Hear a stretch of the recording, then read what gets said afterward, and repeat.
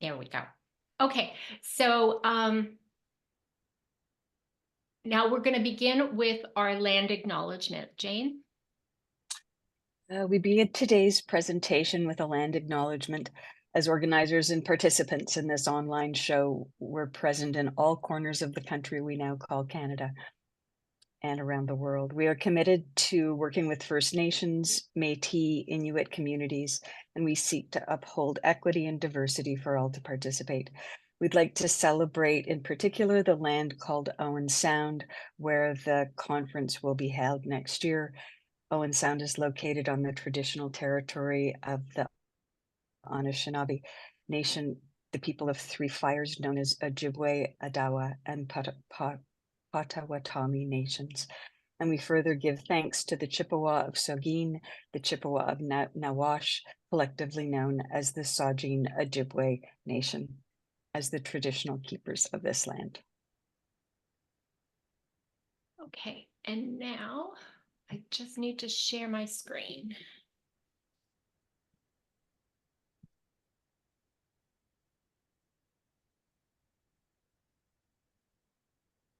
There we go.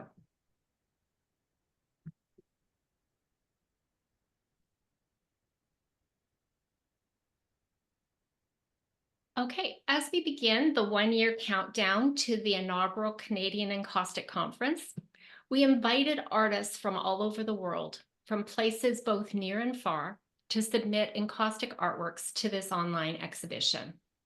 We are thrilled at the response to the exhibition, and we invite you to look at the amazing array of 160 artworks from 10 countries, which are in the online catalog. It was very difficult to narrow the list down to just a few to talk about their intentions and artistic process today. It's wonderful to come together as an encaustic community. Artists are participating today from all around the world and from across Canada, from Newfoundland in the east to British Columbia in the west, and north to Yellowknife. In total, 10 countries are represented in this exhibition: Australia, Austria, Canada, England, France, Mexico, New Zealand, Serbia, Sweden, and the United States. This exhibition brings together the global encaustic community, fostering connections among artists in alignment with the theme of the inaugural Canadian Encaustic Conference: Connect and Create.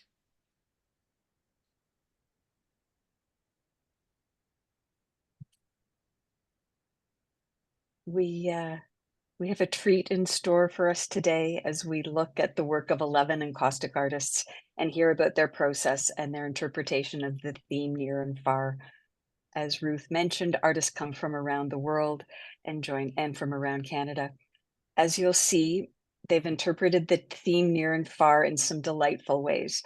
The show's invitation to hold a variety of perspectives, some close up, some distance, has led to some insightful visual metaphors. Also, 3 of these artists today will also be presenting at the Encaustic Conference next year, either as instructors or pre and post workshop leaders. So this gives us a chance to introduce them to you, some of them. Following each artist presentation, we'll open the floor up for your questions and comments. So let's get started with the work of Jennifer Young, who's from St. John's, Newfoundland, Canada. Jennifer will also be presenting a conference session and a post-conference workshop on creating 3-dimensional molds, textures, and sculptural elements in encaustic. The piece that she'll be showing us this afternoon is called Capelin Rollin. Jennifer, over to you.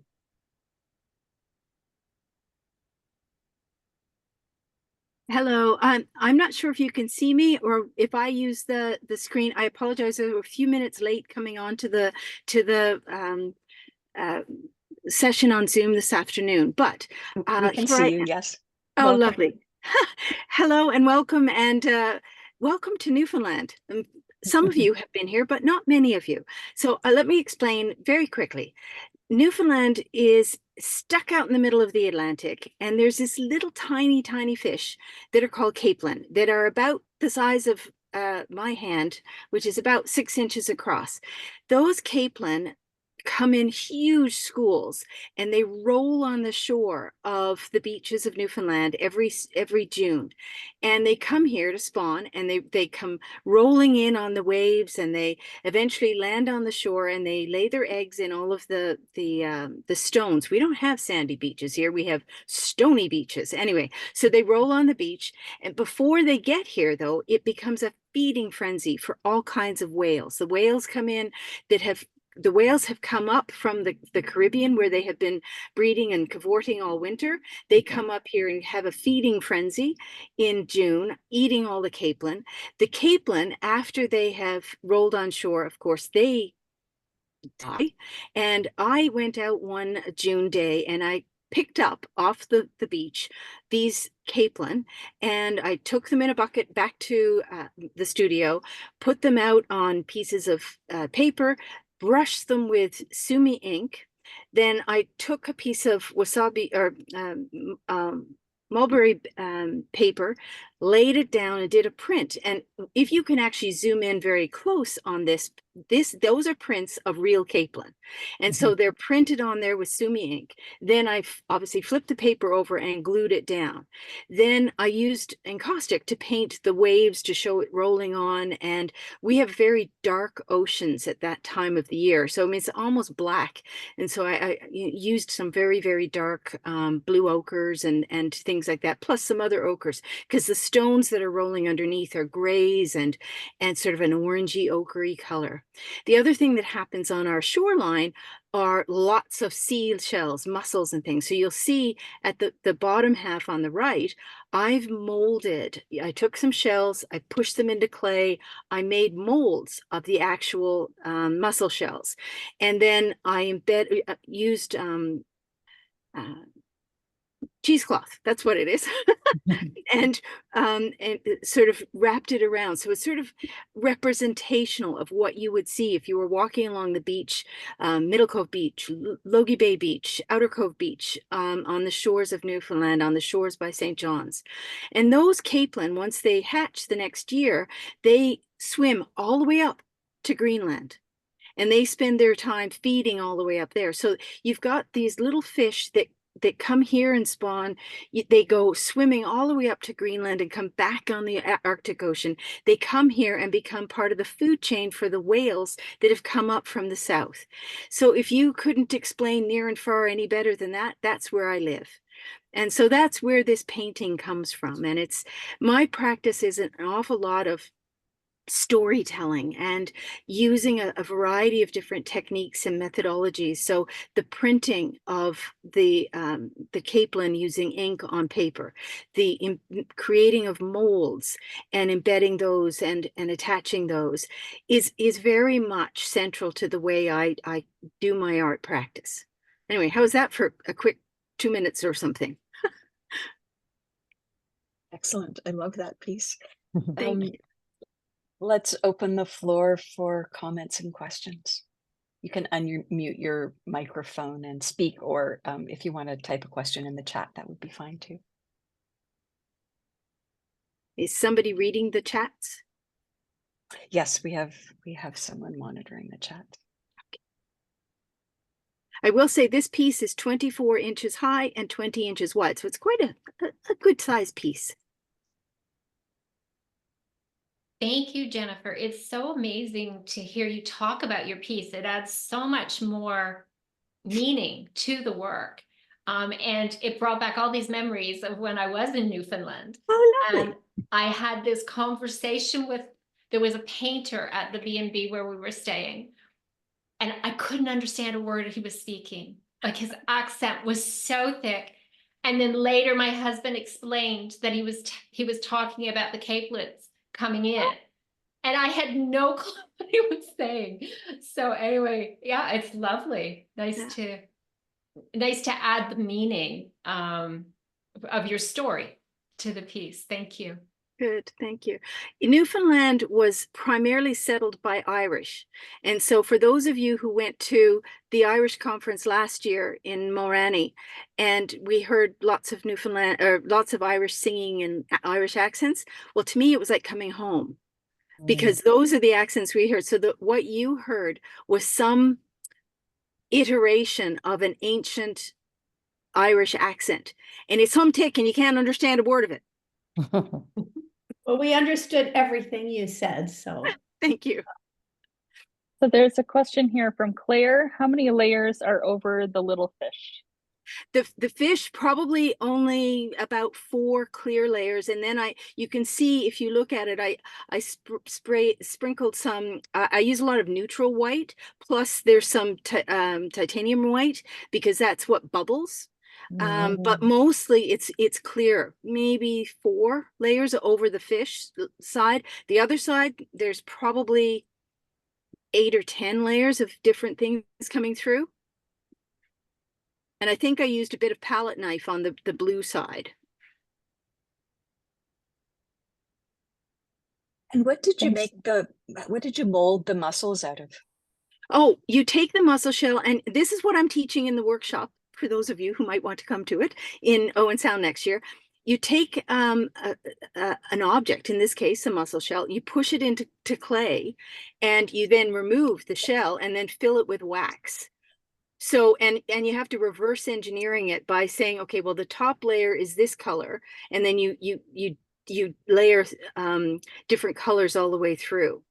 So it's done with actually dollar store clay is the best, because you have to throw it out afterwards. That's great. Excellent. Thank you. Can you I zoom have in? one question about Oh, that mold making, if I may. Yes. Did you, so as you make your mold out of clay, and then did you say that as you pour the wax into the mold, you would use different colors at different times to get different subtleties of color? Yeah, if you zoom in on the mold, you'll see when you have a mussel shell, anything, generally it has different colors or shades. So here, there's some white on the top. So I put a clear layer, then laid some spots of white. Then underneath it, you do layer of gray that you'll see there, sort of a bluey gray. And then after that, the dark blue, and then you sort of scrape it back. And it's like peeling an onion, and you're getting down to different layers. So you sort of reverse engineering it from a color perspective. That's very clever and very, very beautiful. So thank you. That's what I do a lot of in my art is this molding and things like that. And that's what the workshop is about. How do you actually do that? And then you have echoes of some of those colors in the painting, it looks like. Yes, absolutely. So that's part of sort of marrying the colors all the way through, those bluey grays, the blue ochre, for those of you who use those RNF colors. And there's some other sorts of the titanium white and the neutral white. And then if you look at a variety of shells, sometimes they have pinks and lilacs and lavenders and iridescent colors in them as well. So it depends. I look at the actual physical shell that I'm using, and then try and create the colors based on that. I think I'm going to have to bring a whole lot of shells with me when I come to Owen Sound.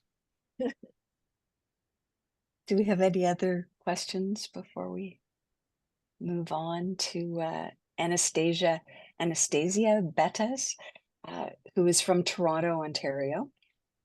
She'll be telling us about her fairly large artwork, which is 48 by 48 inches, called Heartland Trails 2. Over to you, is it Ananstessia or Anastasia?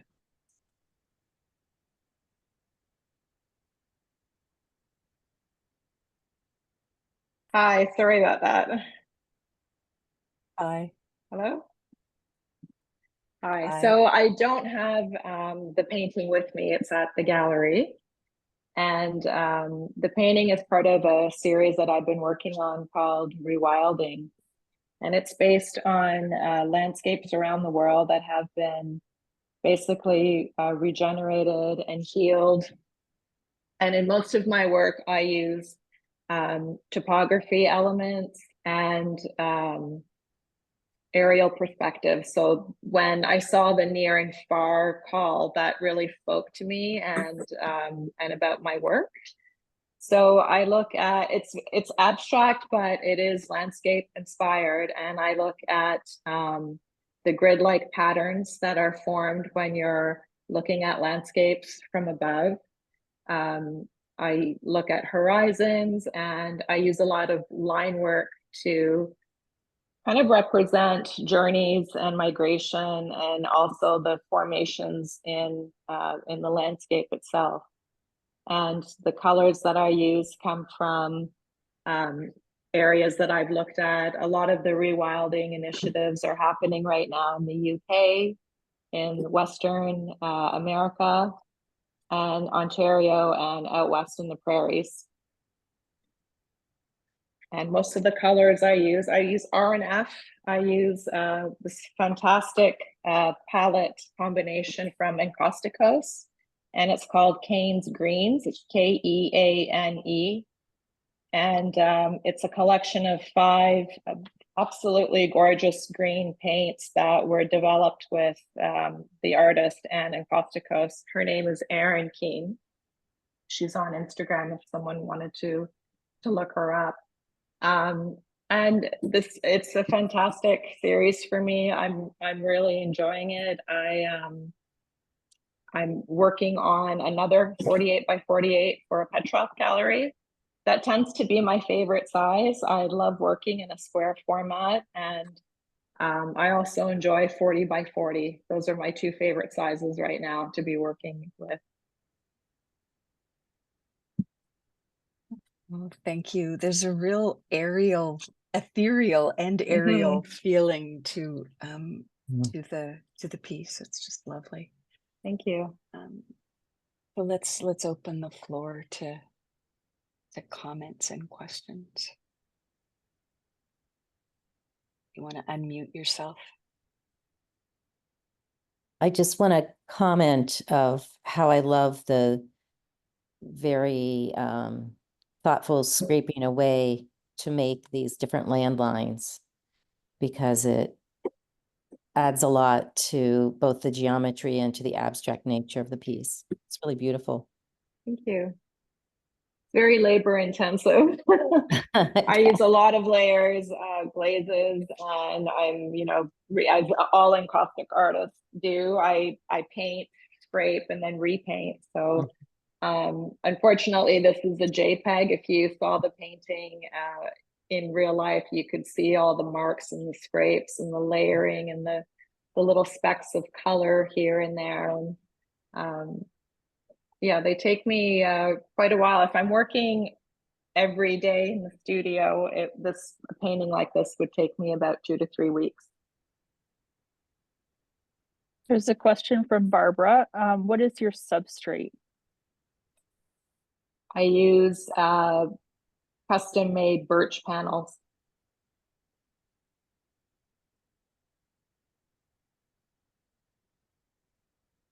Do you do like a gallery depth?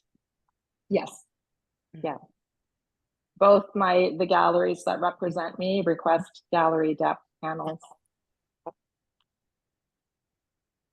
And I don't frame my work. I used to frame my work, but now the galleries tend to do the framing themselves. And it also depends on what color the collector would want. I used to frame my work in either black and white, but right now there seems to be a preference with natural wood. So I've stopped framing, and it's a lot easier on me because I'm not transporting my artwork to and from the framer and then to the gallery.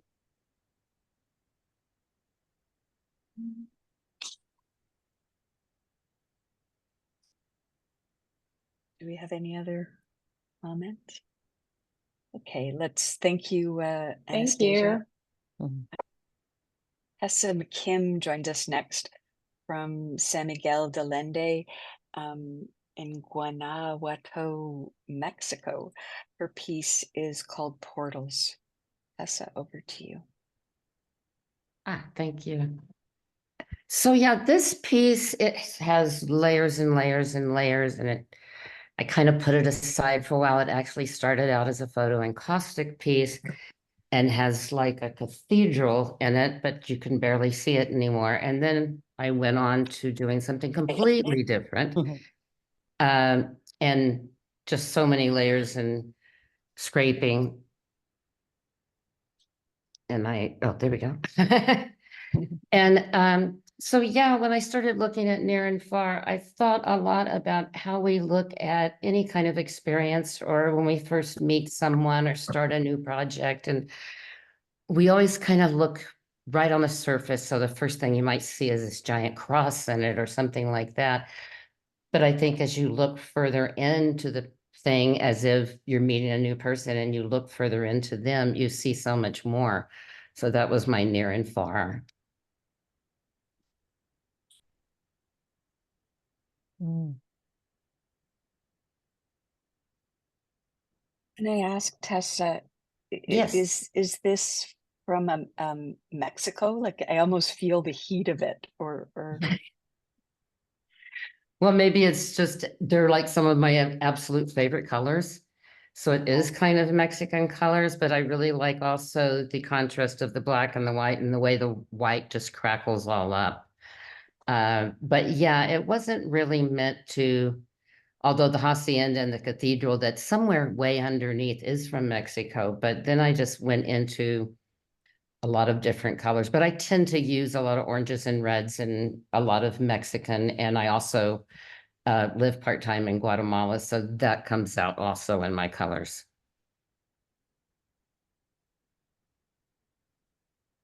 lovely. Thank you. Thank you. And sorry about that. I was trying to zoom in and somehow opened a new tab. This is Lost it. okay. Anyway, I was like, wait a minute, am I still here? sorry. And yeah, I'm in San Miguel de Allende, Mexico. It's the central part of Mexico in the mountains. And it's very colorful there, and Tessa loves her cathedrals and churches. And I've had the good fortune of visiting her and seeing her love of color and her fabrics all around her from Guatemala. And I agree, the colors in this are just amazing, Tessa. They're just brilliant. And I think you've just become used to the colors in Mexico. Life here is a lot more neutral in color, but I couldn't believe it in Mexico, just the brilliance of the color, and it's gorgeous. Yeah, I've tried a few times to do neutral pieces. It doesn't kind of go for me. Thank you, Sherry.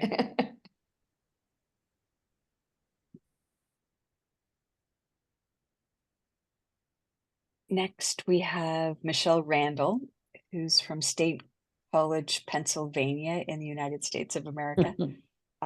Michele, hi, Sorry. Michele. That's okay. So I understand you're going to be both a presenter at the conference on setting yourself up for success, document, file, and promote.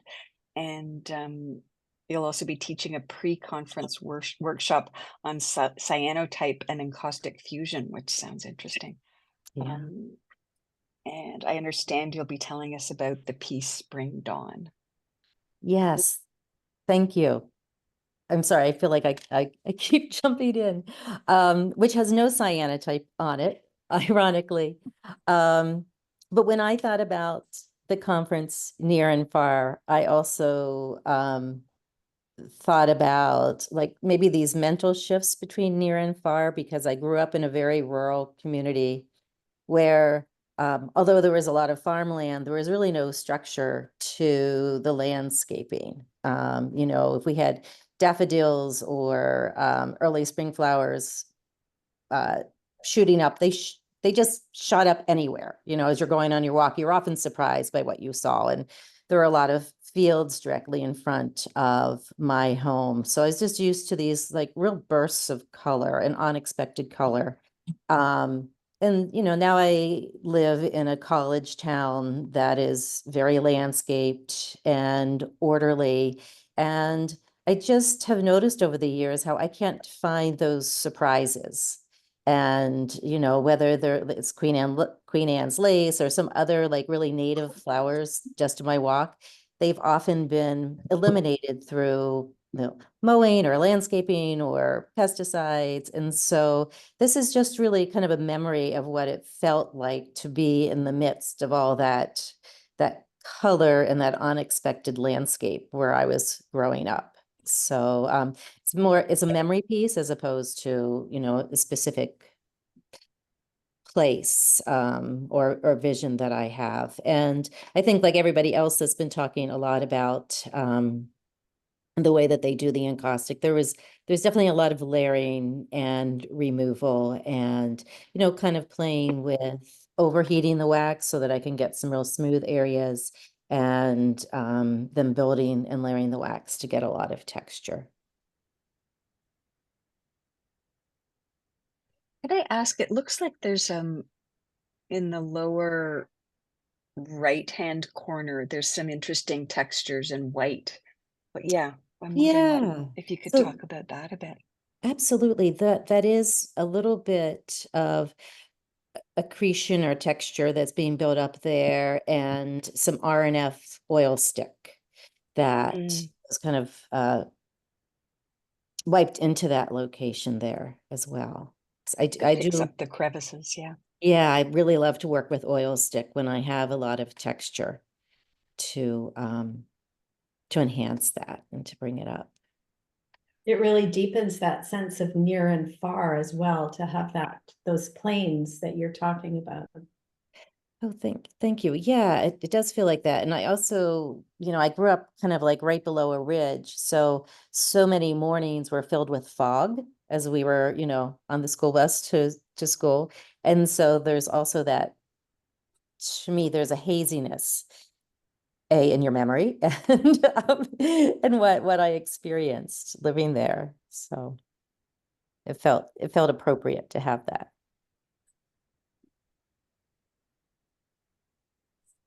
Near and far, and sense of time as well. Yeah, definitely. And a lot of my work really focuses on that contrast between the influences that I had as a child and just had so many strong female influences in my life, and how that's, has maintained who I am as an adult and as an artist. And again, not so much in this piece, but a lot of other work that I do is focused on that. So definitely memory is important to me. Thank you. Thank you. A warm welcome to Deanne Palmer, who's joining us today from Sydney, New South Wales, Australia. Deanne's work, which includes encaustic shellac and gold leaf, is titled Dot's Place.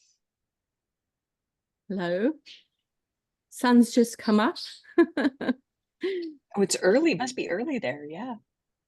Well, it was 5 a.m. when it started here. So you can hear my birds in the background. They're just waking up. Oh, goodness. Thank you for joining us so early. It's really nice to be here and lovely to see everybody that seems so far away, talking about near and far, because we have some great encaustic artists here, but nowhere near the number that you guys have in Canada and other places. So it is really lovely to be part of this.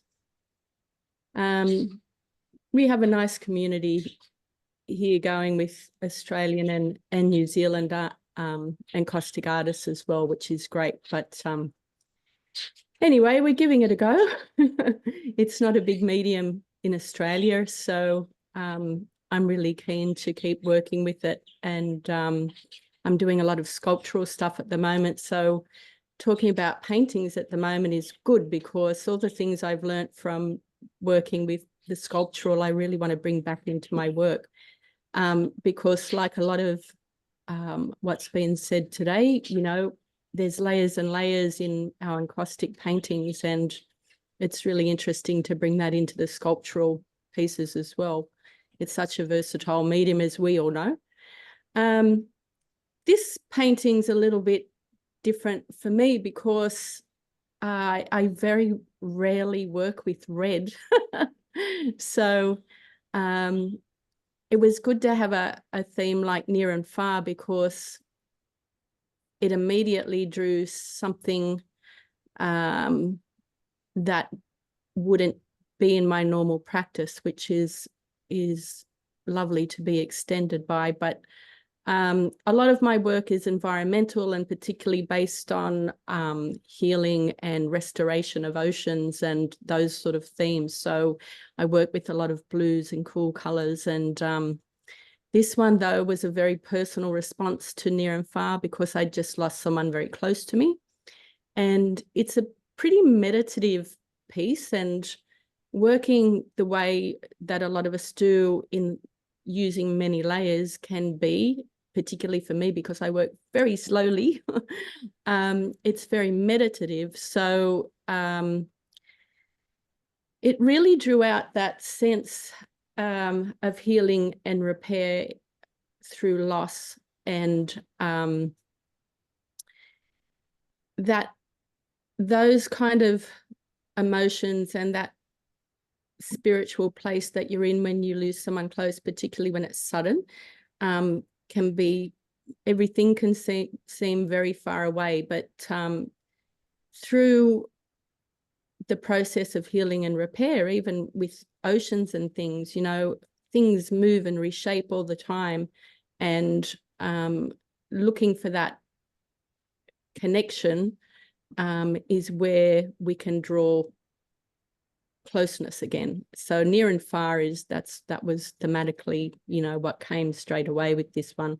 So this is about vibrancy of a character that was full of life, and it's round and loud and beautiful and wicked and all, you know, all the emotions and all the feelings, but certainly a richness. And so that's what I think can radiate out of thinking and, you know, working on that healing on an emotional and spiritual level. It can bring us to a place of incandescence where light, you know, really comes out of the dark. And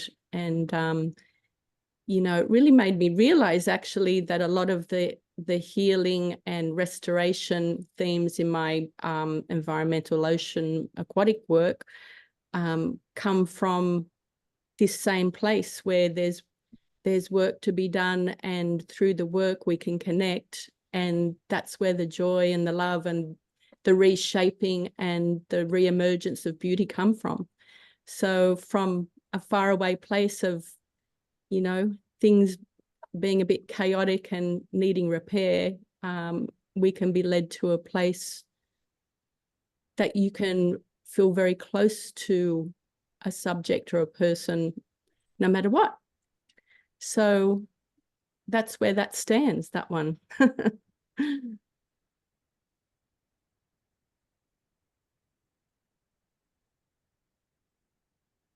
Wow, if I could, sorry. Go ahead. I was just going to say something maybe a little too personal, but this was very touching for me because today's the 5th anniversary of the sudden passing of my mother. So it's a very emotional day for me. So to hear you talk about art and encaustic and how healing it is, and the hope that can come of it is really meaningful to me today. So thank you, Deanne, for sharing. I'm sorry about your loss, but I'm glad that there is some positivity, and that's, you know, what I think we find through these things is our strength, and it all comes out of love. Thank you. There's a question in the chat. Someone is asking what you use to make the circles. Anything in my studio that was big enough and circular. So I think I started with some little cutout shapes that might have been sitting on top of a cardboard box full of beer bottles. yeah, anything, so, just usual templates and things. And the bigger circles, I did a little bit by hand, and the medium circles, I think I had a few takeaway lids laying around that I sometimes put paint on. So anything. The thing that I did struggle with, which some of you might be able to help me with, was I really wanted to get that incandescence, that glow happening. And of course there's some gold leaf in there, but it was the pinks. I couldn't find a way to make a pink vibrant enough. So I did end up using a bit of RNF pigment stick as well to really bring out the pinks. But if anybody's got some tips on making a good pink, I'd appreciate a pointer. I was wondering how you did the horizontal lines. It kind of reminds me of corrugated cardboard or something, and I really love those lines. Well, thanks so much. I do use masking techniques to make the lines, and I do also incise into the surface, and then either rub in some paint stick, or I put the medium, the encaustic paint in there and scrape it back. The tape is usually, there's lots of tape involved usually when I put lines in, but I find that they're good for representing those kind of, I guess in a way, time, that just very temporal and working through those different levels of feelings, emotions, spirituality, all of that sort of thing. So, and I like the way that if you overfuse, that you can kind of loosen up that line a bit as well, because nothing's very orderly in the chaos of life.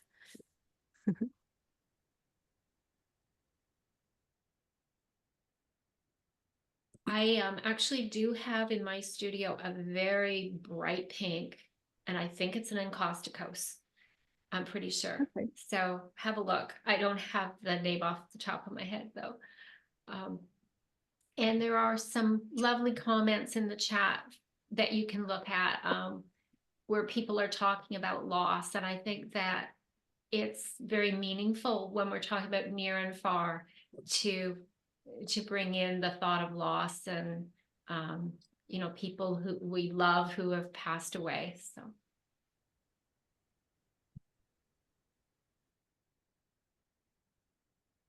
Yeah, well, it works very well with the layering techniques in encaustic. I think that when, not even when we're going through grief, but after, there's been loss in our lives, that there's constantly this movement between near and far. And, you look at a painting like that and you can see that, sometimes we move forward and sometimes we move back, and we have to move forward again. And there's a lot of near and far in the process of loss, I think. A very heartfelt piece. Thank you, Deanne. Thank you. Next, Tracy Bryant will join us from Yellowknife in the Northwest Territories in Canada. Her artwork is titled Transcendence, and again provides another unique take on near and far. Over to you, Tracy.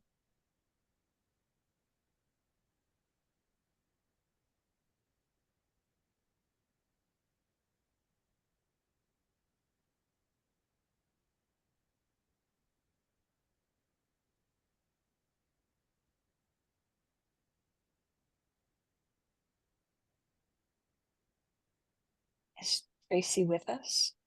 I don't see someone named Tracy. There's a couple iPads, iPhones, but Brilliant. She might be using another another person's device. Maybe we can go on to the next one, and if Tracy is here, please tell us in the chat, and we'll circle around to you after the next piece. Yeah, and it might be a time zone thing too, so we'll see. Yeah, absolutely. I'd like to welcome Barbara Vater from Middleton, Wisconsin, from the United States. She's a presenter who'll be speaking at the conference on expanding your substrate options. Barbara's talking with us today about her encaustic sculpture titled A Potential Lover. Barbara. Hi, it's really wonderful to meet some of you today and be together. This piece is a total contrast to what Deanne just talked about, because it's a little intimate piece that came together so easily with joy. So when I read the words near and far, they struck me as a very evocative theme.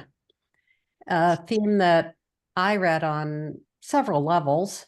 I was first thinking of the conference and how people, many of us strangers, would be gathering together. And the thoughts of people just continued.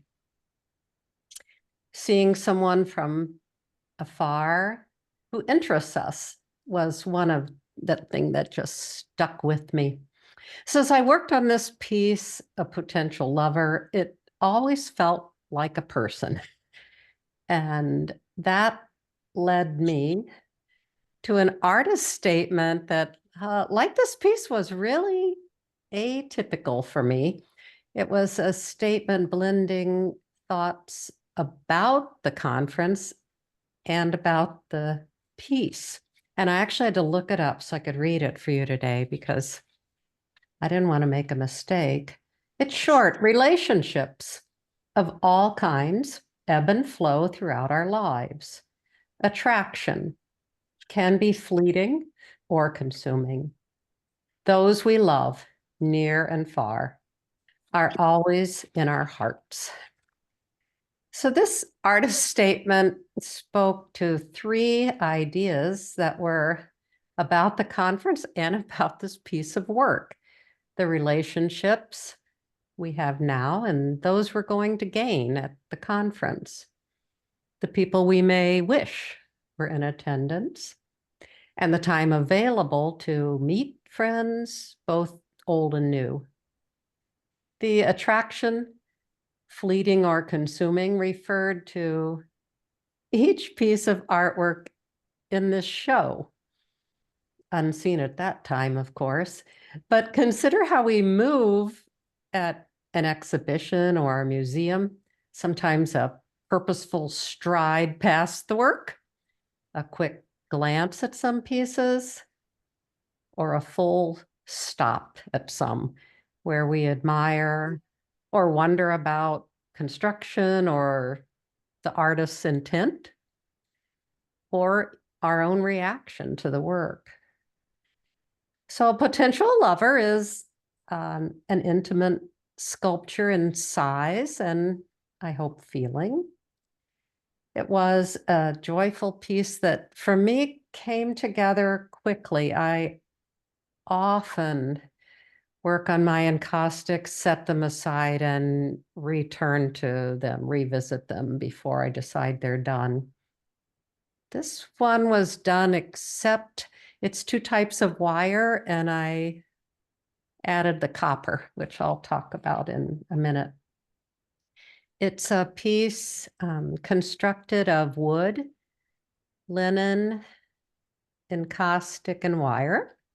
And as a sculpture, it's part of a new exploration for me, because I typically work in 2-dimension. But as everybody here knows, encaustics just can do everything, and I just have not exhausted all the kind of things that they're capable of. I typically include a found object in my work, and it's often rusted metal. Rusted metal is a favorite of mine, and especially in the colors. I have farming relatives, and whenever I show up and tell them I need some rusted metal, they're both laughing at me and excited to have me plow through the trash pile and take some of it home with me. I also like to make paper or take paper or fabric and include it in the encaustic, and I typically have pre-marked that with rust or ink. So I'm putting the paper or fabric against rusted objects with some water and vinegar, baking it in a famous black plastic garbage bag overnight outside, and voila.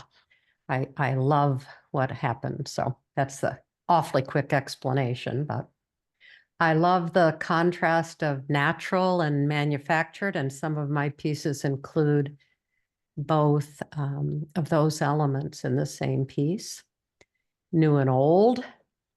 And so in this piece, there's that piece of wire in the front, which is, I'm sure you knew, an old rusted bed spring. And then a new piece of copper in the back, and that also related to my near and far. Thank you. Thank you, Barbara. I love rusty metal too. There's something just so old and yeah, so much personality to it somehow. Yeah.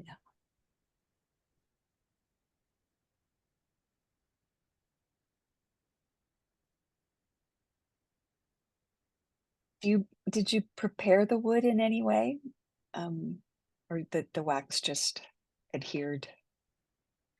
I use all kind of unfinished wood in my work. This was sometimes wood I collect, but these were new pieces of wood. The head, the part that may look basically like a neck, and then the circle around the bottom are all pre-made shapes of wood that I found or traded for. And you cannot see underneath. There are 3 little round pieces of wood. So I don't think they're feet since there's 3, but they're holding the sculpture up a half an inch, maybe not visible. This is a small piece for me. So you didn't really need to prepare the wood. The wax just adhered because it was right. If it was you raw. have, It was if it's unfinished. Yeah. correct, if you have unfinished wood, then it has the open grain and it'll accept the wax, which is one of the easy ways to incorporate woods with encaustics.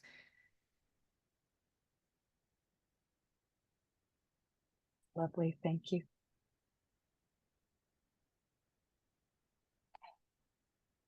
So let's go on to our next presenter, who's Mary Ellen Chapman. She's joining us today from Georgetown, Ontario, Canada, with an artwork called Harmony in St. Andrews. Hello, I'm Mary Ellen. I am so happy to meet all of you and to join in our discussion of all things wax. Really enjoying listening to everyone's interpretations of near and far. I started out with a poem, When I Am Silent, I Fall into the Place Where Everything is Music by Rumi. This painting is from St. Andrews. The harmony is found in the repetition, the rhythm of the clouds, the grasses, the exposed delta with the low tides. I was visiting St. Andrews, my first visit, loved it. I was on a trip with my husband. We spent a lot of time in the East Coast visiting his family and relatives. So this was part of a journey last fall. I work from photos. I'm probably more realistic than many of you. The near and far concept here is strong. It has to do with a physical space. When you're near, you're in the moment, you're orienting yourself maybe to the geographical location. It was a historic site looking across to the United States. It was a military point of land. Looking out to that horizon, you're taking in all the delta between, and I reminded myself to not just look out, but look up, and the light that's visible. So that's all the physicality of it. I also look at the intellectual, the symbolism of the green grass, the tide's gone out, you know, exposing the underbelly, the underneath of society, perhaps. The distance is, again, in the ribbed clouds, referencing that rhythm, the beat. I listen to music when I paint, so I always have headphones on, and sometimes that rhythm will dictate a change in the design and so forth. The sun shining, also giving the hope that I think nature gives me every day. The third component, I guess, is spiritual. The whole idea of being connected to the human spirit as opposed to physical or material things. So that idea of discovery, I think, is really important when we're traveling, appreciating and being grateful for the land that gives us memories and these things that are imprinted on the wax. Although there's realism in this work, there's a lot of abstraction. I'm just going to highlight some of the things like the grasses, the accretion that is built up through many layers of color. And there are probably 15 to 20 different layers there. Yeah, I could talk about encaustic and the experimentation that I explore every day, that I paint. I just love it. And the scraping away is a big technique that I'm doing in that grass as well, and in the delta and in the clouds as well. So yeah, that's kind of where the near and far is for me in this work.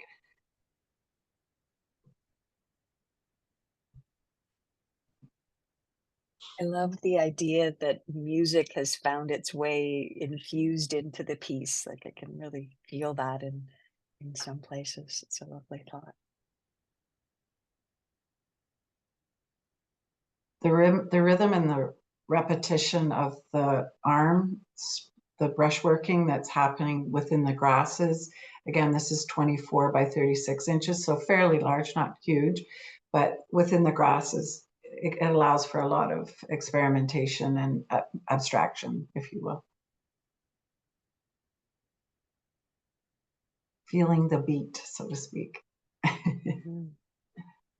I love your thoughts on the on including the delta and the you know, the parts where the tide goes out, because I live in a tidal area too in Puget Sound, and you see, I mean, when you drive by it, you never know.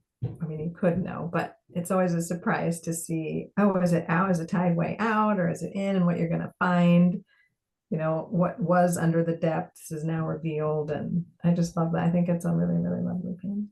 And I spent 3 years in Vancouver living and painting starfish and yeah, the underbelly of the ocean there as well. So not far, but you know, really appreciated getting to know the ocean as well on the West Coast.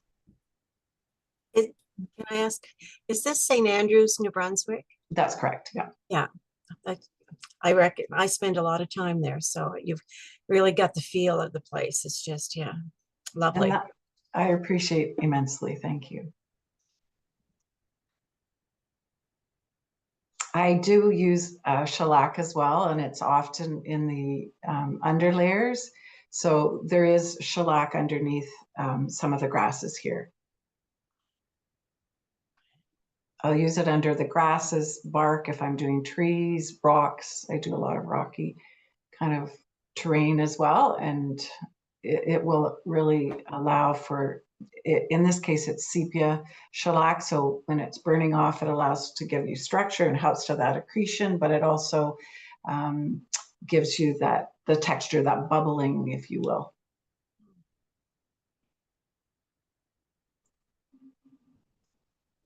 Thank you, Mary Ellen. You're welcome. Lovely piece. Thank you. Next, we'll be looking at Diana Harris-Seeger's piece. She joins us from Poulsbo, Washington in the US. Dana is both a workshop instructor and a conference presenter. The conference session she's doing is entitled Layers of History, Material and Meaning, and the conference workshop is on screen printing and encaustic. That sounds interesting. Dana's artwork is a lovely interpretation of near and far titled Red Adler. Thank you. It's Dana Harris-Seeger, and I'm super excited to be here and talk about my piece, Red Alder.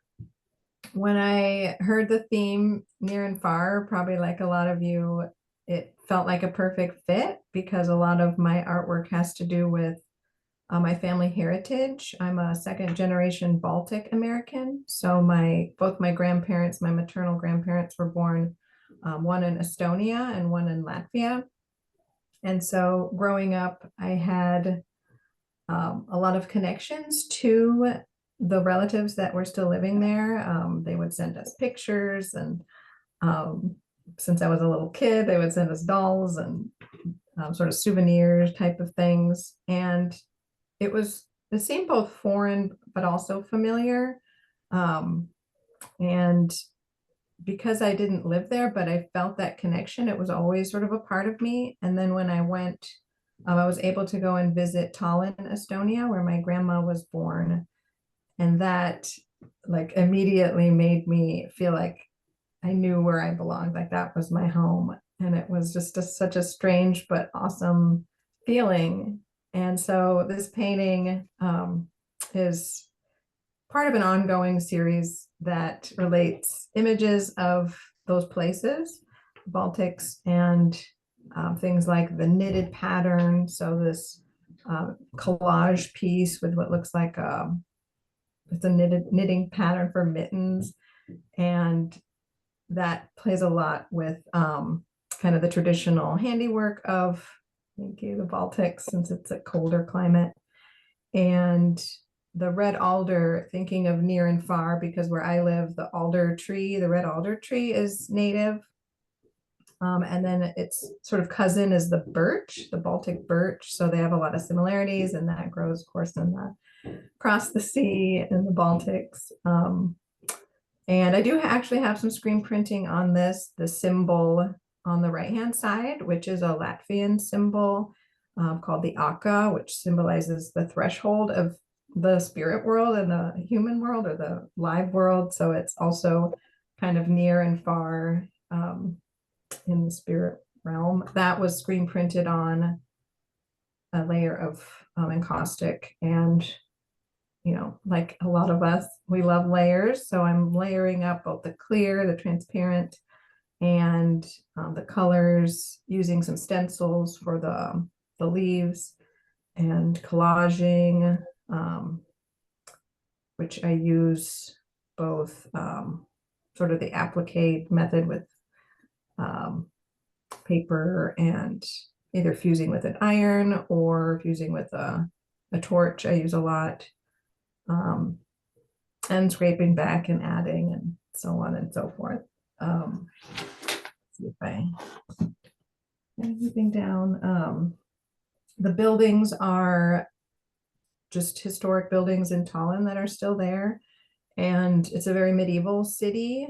So it was sort of the last outpost of non-Christian religion. So it still retains some of that some of those elements. And I just love combining both the abstracted painting elements with both the screen printing and the collage, and giving that, choosing what to reveal and what to obscure based on how the painting progresses.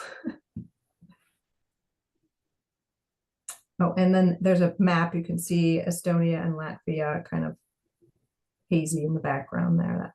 That was a collage on the panel that I started with. And if you hear children in the background, forgive them.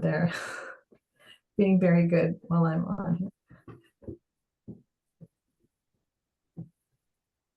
There's such a rich story in one piece. Like when you talk about the layers and the symbols, it just it adds such a richness to the piece. Thank you. Yeah, so my artist talk at the conference, I'm hoping to talk more in depth about how I use the techniques and symbols, and how I've developed some of my own symbols, also to tell the story of, heritage and past and present coming together through the medium of encaustic, since it is such a rich medium. Lovely, thank you.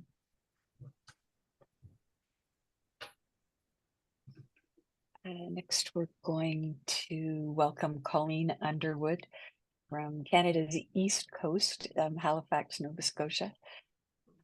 The Thank you. title of her artwork is aptly titled, as it really does convey a whimsical tone, whimsical connection. Well, thank you for inviting me, and it's nice to see everybody's else's artwork. It really means a lot to connect all those pieces together. The near and far really spoke to me in what I like to do in subjects in my art. Anyways, I like to paint food, and I like to paint connecting people together. And I think that stems a lot from, some of you spoke about your own childhood of growing up. I had a stay-at-home mom, and we walked through the door every day to the smell of homemade bread, homemade pickles and beans and things like that. And I think those memories inspire me in my paintings of connecting people together. And so I often choose subjects of connecting people together and gathering around with friends. And this particular piece, the phone booth is in a vineyard not too far from where I live, called Pete Luckett's Vineyard. And Pete himself was a man that came from England with $300 in his pocket to Canada and started growing fruit and vegetables, and had 2 markets in New Brunswick and 2 in Nova Scotia, and then started a winery. And you can go to the winery, and there in the middle is this old British antique phone booth that actually works. And you can have lunch there and, purchase your wine, walk amongst the vineyard. But you can go into the phone booth and make a long distance call to anybody in North America for free. And that really, I was there one day for lunch during the summer, and it's always a delight just to go down and pick up the phone and call a relative or a friend and just say, guess where I am in the middle of a vineyard. So the near and far really brought that together of connecting people. So that's how I was inspired to do the old British phone booth. And the technique, there is a lot of layering in my artwork. I paint a lot with, the stylus and the different nibs and whatnot that go with it. So, and there was a lot of scraping back to get the grasses and the colors, because I'm quite a colorist. I think the brighter the color is, the more I like the artwork. So that's the story on the whimsical connection. So.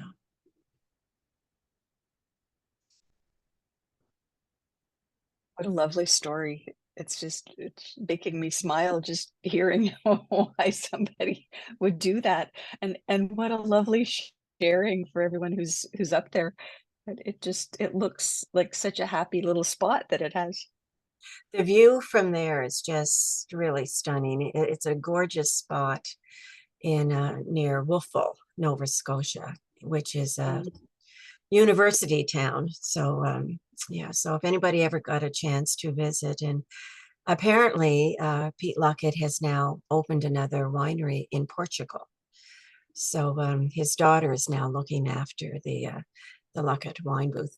And just to show, I think I brought all of his wine bottles. have the little phone booth. I don't know if that's showing up there, the red phone booth, and one of his wines is called the Red Phone Booth. So it's of an interest, yeah. So It's lovely. Thank you. you're welcome.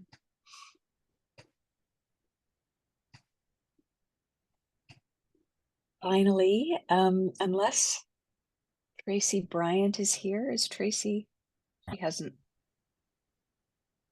hasn't showed up. Okay, finally. No, I still don't see them.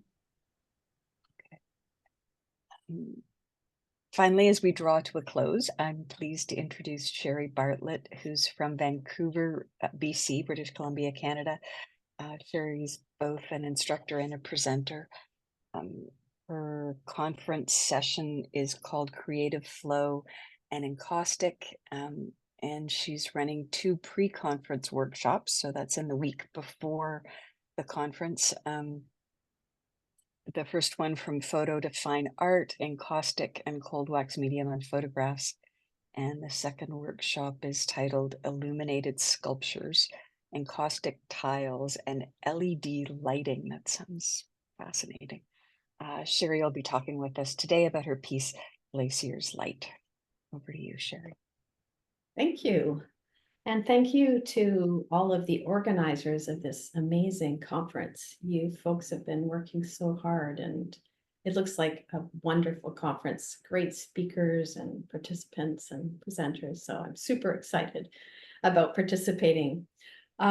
This piece is probably the tiniest piece. Some of you have done really huge, beautiful pieces. This one is tiny. It's only 6 by 6. And it's called Glacier's Light, obviously, and it's a depiction of a glacier. And near to me in British Columbia, we do have a number of beautiful glaciers.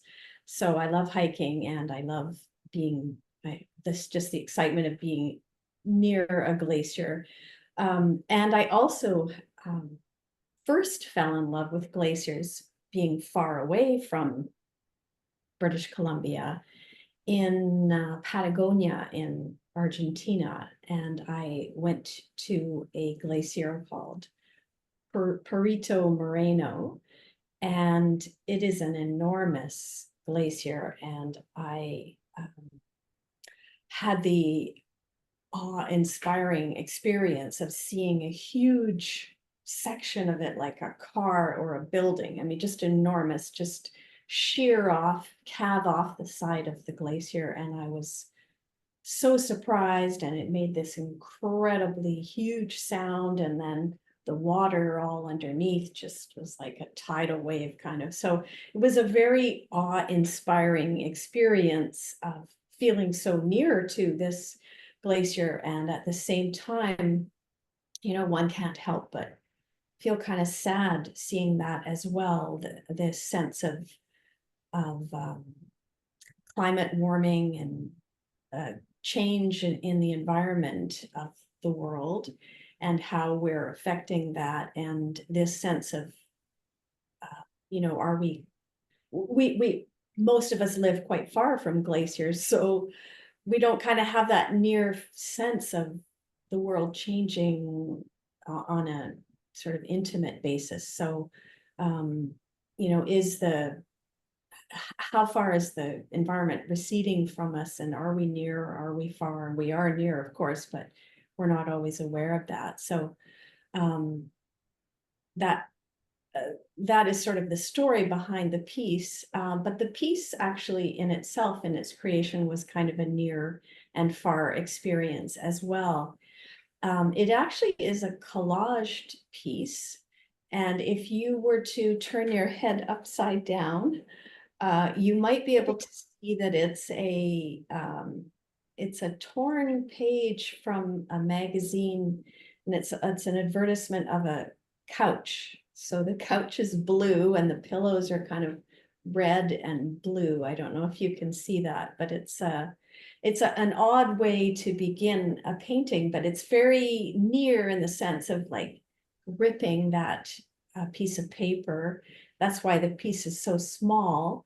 And then I used encaustic board by art supplies, which is a very porous board. And I glued the collage on there, and then I just started painting without really concentrating on anything, just a very intuitive kind of painting process. So there's a kind of farness about the painting as well, the process, because I just let my mind wander and I had no intention of what I was going to paint. So it turned out to be a depiction of near and far, but also the experience of painting that was a near and far experience. And I found myself making this process of collage, beginning a new painting, small painting with collage, became a part of my everyday meditation practice. So I would meditate in the morning briefly, and then I would work a little bit on a small painting like this, an encaustic painting. So I would begin with watercolor and collage, and then add in encaustic. And I ended up taking a lot of film footage of this process because I was so fascinated by it, and ended up putting a lot on social media and making a few courses, online courses on that process of collaging, and how having that daily practice of a simple encaustic small painting is a very nurturing and inspiring way to approach encaustic for me. So that's in short what's story behind that painting, Near and Far.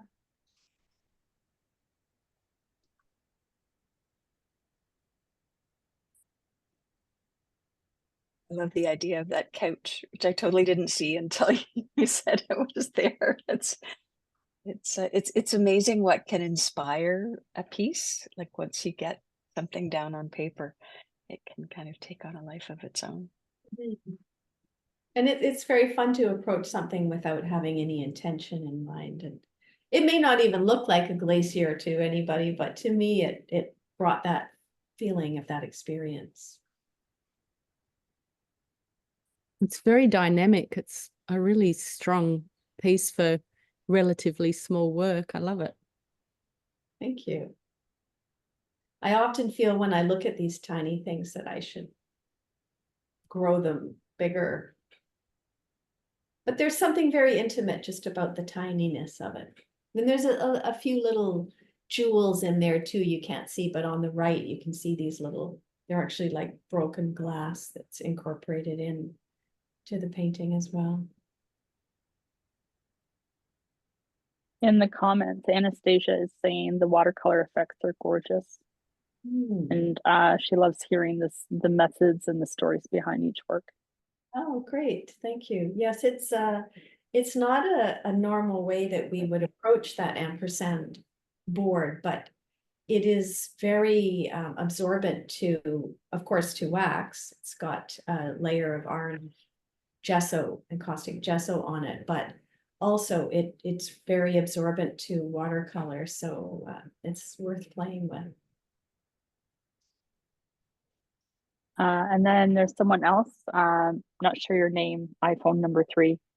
This really inspired me from the intuitive way you approached it. I find the colors do say glacier. Ah, red glacier. And not couch and pillow. Yeah, and that's from Nancy. Thank you.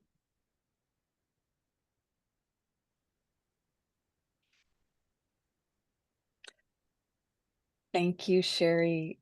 That was lovely. Thank you for sharing so much about your process too. It's fascinating to get those get that insight. Really appreciate it. Pleasure. What a great show. Lovely to see everybody's work. It's such a wide variety of really beautiful pieces. Thank you to all of the presenters. It was lovely. So next we're back to Ruth to hear a little bit more about this conference that's coming up in 2025. Yes. Now I'm pleased to tell you more about the Canadian Encaustic Conference. As you likely know, the conference is 3 days long, from Friday, September 5th through to Sunday, September 7th, 2025. There will be a week of pre and a week of post-conference workshops on either side. Our conference schedule and a list of presenters and the instructors will be live on the website immediately following this Zoom. You'll be able to see the session summaries, the speaker profiles, but you will not be able to register yet. Registration will go live on January 1st. So you'll be able to make your list and pick what you would like and put it on your Christmas list. You'll be able to register for the conference, the banquet, and the pre and post-conference workshops on January 1st. The conference will have 3 different rooms where concurrent presentations will take place. We have scheduled 27 hour-long presentations that will be given by encaustic artists from around the world. You'll also receive morning and afternoon snacks and a full buffet lunch with vegan, gluten-free, and dairy-free options. We are also pleased to have David Gauntlet, the author of the book Creativity: 7 Keys to Unlock Your Creative Self, as our keynote speaker.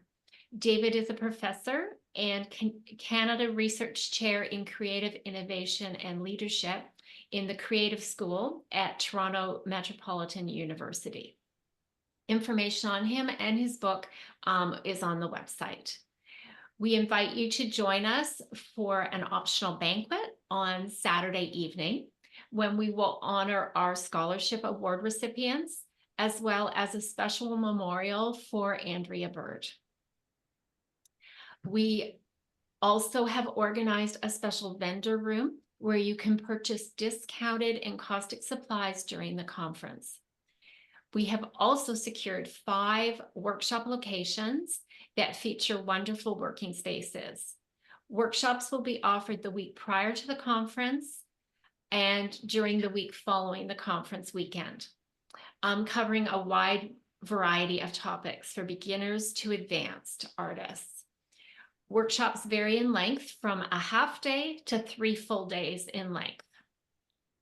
If you haven't done so already, check out the information on our website about the conference scholarships that we'll be awarding. Scholarship applications will go live on October 1st, 2024. With a deadline for the end of November. Applicants will be notified by December 15th. So please follow our social media channels and subscribe to our mailing list for future announcements. Check our website, and if you have any questions, send us an email. Okay, Jane, back to you. I'd just like to wind things down here. On behalf of Amelia Kramer and the conference organizing committee, I'd like to say a special thank you to the 11 artists for sharing your work this afternoon. It's amazing the breadth and depth of interpretations of that such a simple theme like near and far can inspire. From aerial views of landscape and rewinding to sculptural mold making and playing with time in the sense of memories and loss and connection. So thank you all so much for bringing those pieces to us and creating them and talking with us about them this afternoon. And thank you to you, Ruth, for creating the platform for this exhibition, and to you and Amelia for running the Zoom call today, and also to Terry Gregg, who couldn't join us, but has been posting social media over the past couple months. So if you haven't already, please, as Ruth said, follow us on the social media. And thank you to everyone here who's just joined us, whatever time of day this has been, whether it's been 5 in the morning in Sydney. I look forward to hearing what you think of the lineup of presenters and instructors we have lined up.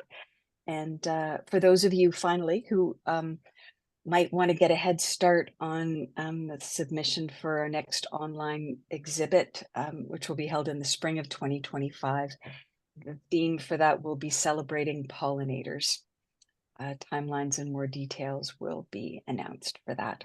So thank you again for joining us, and enjoy the rest of your day or evening, and happy creating. Bye-bye, everybody. Thank you. Bye. Thank you. Thank you. Thanks, Sharon. Thanks so much. Bye-bye. Bye.